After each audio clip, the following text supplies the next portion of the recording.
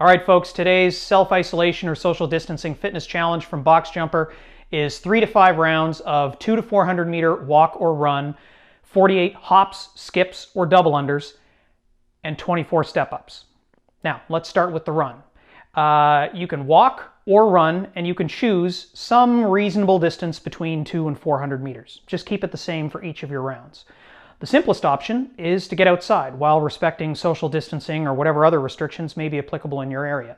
It's beautiful outside in Nova Scotia right now, so hopefully it's clear and warm enough where you are to get outside.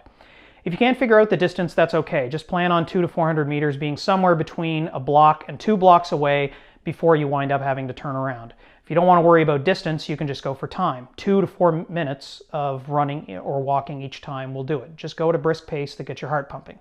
If outside simply isn't an option, you can run or walk in place.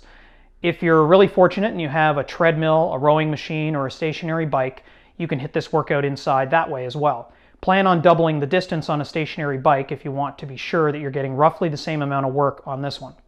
For skipping, not everyone has a rope, so let's start with no equipment. Simply hop in place, at least for a beginner. That's it. Just hop in place for 48 times. Pace yourself and hold on to something if you need some help with balance. If you're comfortable doing so, make it a bit more like skipping by tapping your thighs on each jump.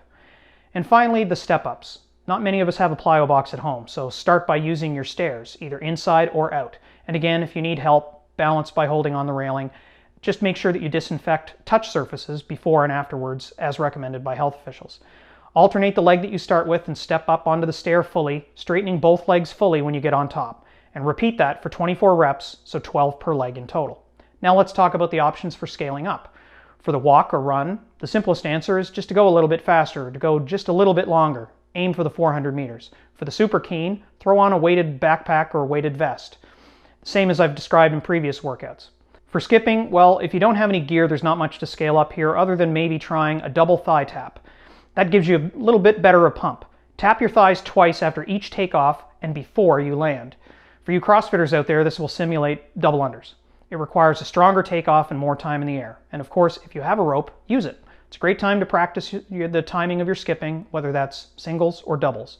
For step-ups, you can scale up by going with a higher surface. You could step up more than one step, for example, but be practical about this option. Or if you have an extremely sturdy chair with a rigid frame, you could use that. And of course, for the folks that do have a plyo box out there, you could use that for the extra height. And you could potentially do box jumps as opposed to step-ups. So there you have it. I've programmed this for 3 to 5 rounds. If you're more advanced, go for the extra rounds. If you're new to working out, 3 should be plenty.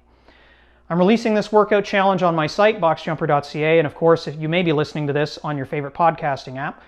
For a complete description and video demo of the workout, visit boxjumper.ca/isolationchallenge3. Still home workouts to come, and I'm working on some more regular episodes of the BoxJumper podcast. Until then, stay healthy, WOD happy, and WOD often.